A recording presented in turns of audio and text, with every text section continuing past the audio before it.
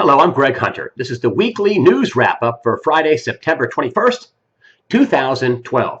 Well, North Africa and the Middle East are on fire. What a mess over there. The latest blow-up happened in Pakistan with, an attack by protesters on the U.S. Embassy there. There have been many other blow-ups, and attacks on embassies and U.S. interests around North Africa and the Middle East.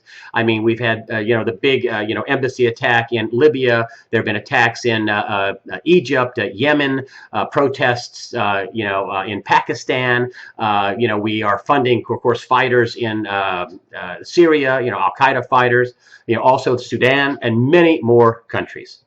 And the Obama administration and would like to tell you that this is some, reaction to some Muslim movie. As a matter of fact, they've taken out ads in Pakistan, $70,000 worth to, say that he's sorry.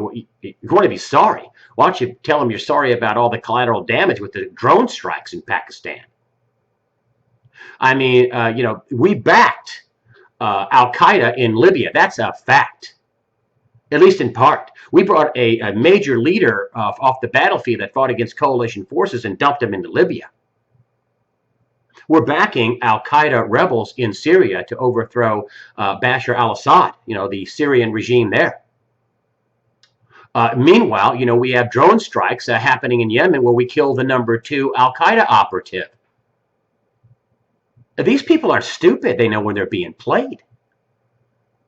And, maybe this movie is in part, but it is our foreign policy that is causing, this rift. And speaking of foreign policy, speaking of our view of how the world views us in the Middle East and North Africa, there's a new Pew poll out that shows, America's prestige and the view that people in the Middle East have of America is declining. For example, two of the countries I mentioned, Libya and Pakistan. 4 years ago, they, 19% of the people viewed America favorably. 4 years later, 2012, only 12% view America favorably. This is going in the wrong direction. Next up, Romney's now famous 47% of Americans don't pay taxes. I'm sorry, I saw that. That's no big deal. That's the truth. I'm not upset by that.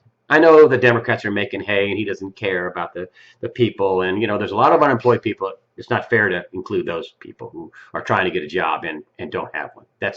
Those people shouldn't be included. But, what I'm upset about is neither party will even mention the ongoing $40 billion a month banker bailout that the Fed is doing. The Fed Reserve is buying mortgage-backed securities from the big banks. Hey, $40 billion a month? Remember, mortgage-backed securities, MBSs, they were supposed to be AAA rated, equal to a treasury. Can you imagine somebody saying, yeah, I'm going to sell you a treasury. You get a risk-free return. No, don't worry about it. And a couple of years later, yeah, that's toxic. Then they changed the name of toxic assets and called them legacy assets. But still, these were sold as AAA rated bonds. Where are the charges for fraud? Why does the Fed feel like they have to bail these guys out to infinity? What happened to bankruptcy in this country for all you capitalists out there?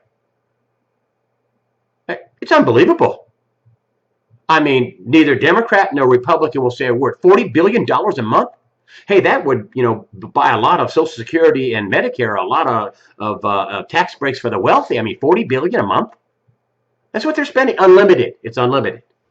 Add that to the $45 billion a month they're doing an Operation Twist that they're trying to revive the economy. It's not going to revive. At least the $40 billion a month won't revive the economy. That's just bailing out the bankers. And of course, neither party will say a word about it. That's what's insulting and outrageous to me.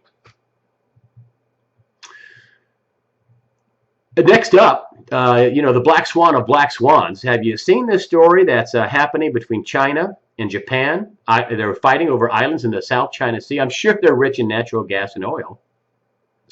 And I got a friend of mine living in China. He said, "Oh boy, people are overturning Japanese cars. They're attacking Japanese businesses. One general threatened to go to war. Told people to get prepared for war against Japan. A financial a person over there in China was talking about threatening to destroy Japan's bonds. They're 200% debt to GDP. And then you have Leon Panetta, who is the Secretary of Defense for the United States, saying we're going to enforce our treaties, and basically he's saying we're going to protect Japan if there is some type of a blowout. Well, what would stop China from destroying our treasury bonds? I mean, they're holding what, nearly 2 trillion of them? What would stop them from starting an economic war against us? This is why top people at the Pentagon have warned our government that this is a national security issue. That this, all this debt being held by foreigners can, be used against us, and it can be.